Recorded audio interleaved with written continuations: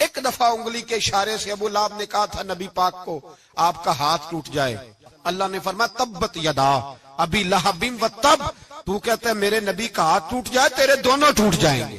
اور سنو ابو لہب کا حال کیا ہو۔ ابو لہب کا معنی ہے ابو لہب شولوں کا باپ، لہب شولوں والا۔ کیا مطلب؟ ابو لہب اتنا حسین و جمیل تھا کہ اس کے جو رخسار تھے شولوں کی طرح چمکا کرتے تھے، اتنا خوبصورت تھا، لال سرخ رنگ تھا، خوبصورت آدمی۔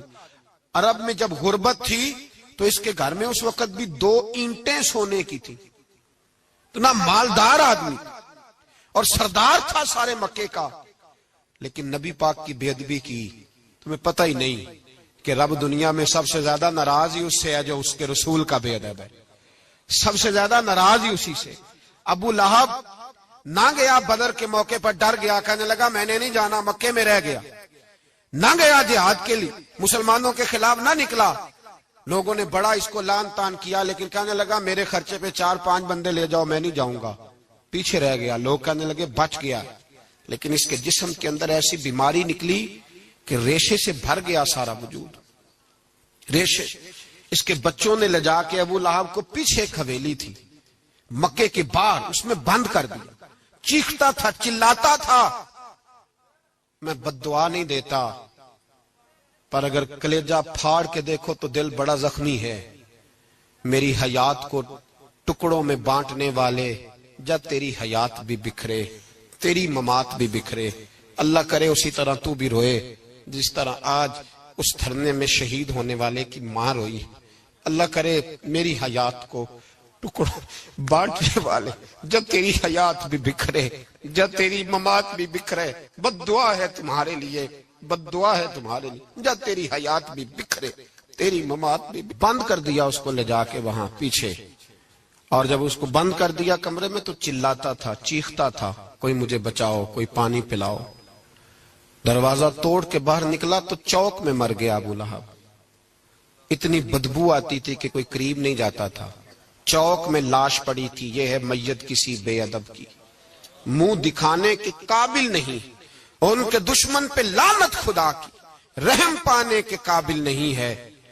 چوک میں لاش پڑی ہے، تبت یدا ابی لہب و تب، چوک میں پڑی ہوئی ہے، کوئی قریب نہیں جاتا۔ اس کے بیٹوں سے لوگ جا کے کہنے لگے تمہارا باپ تھا، شرم کرو۔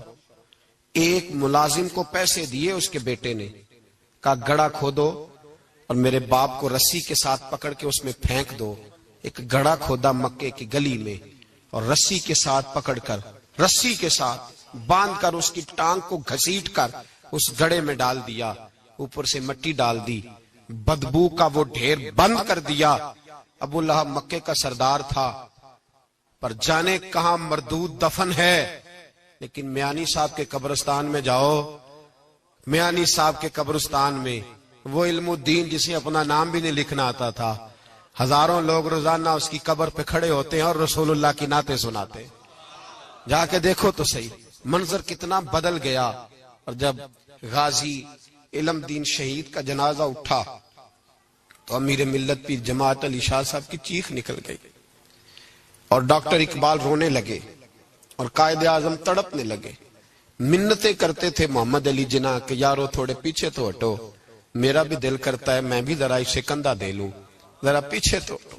محمد علی جناح جیسے لوگ تڑپتے تھے، اور جب قبر میں اترنے کی باری آئی تو ڈاکٹر اقبال نے ہاتھ باندھے، کہنے لگا او دوستو اقبال پہ تھوڑا رحم کھاؤ، اسے میرے ہاتھوں پہ رکھو، قبر میں اتار دیتا، اسے میرے ہاتھوں قوت عشق سے ہر پست کو کر دے، دہر میں اس میں محمد سے اجالا کر دے، اور کی محمد سے فاتون تو ہم تیرے، یہ جہاں چیز ہے کیا لوح و قلم تیرے ہیں۔